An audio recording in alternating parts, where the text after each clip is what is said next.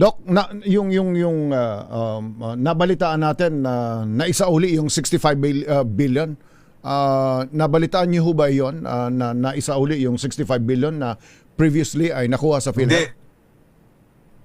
Hindi na isole. Sinabi ng Supreme Court, isosole. Kaya lang ginawa ng ating mga legislators, instead na isole from PhilHealth, from the Treasury to the PhilHealth, ang ginawa, kinarga nila sa 2026 budget.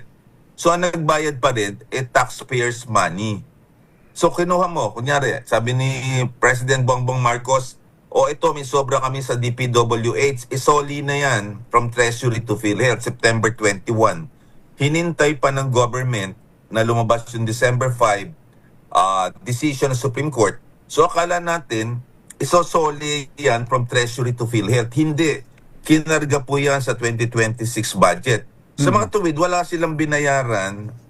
Naglagay lang sila ng additional budget para sa 2026, para akalain nagbayad. Pero yan, kinarga rin niya sa taxpayers' money. Dapat sinoli nila yon. Okay, understood.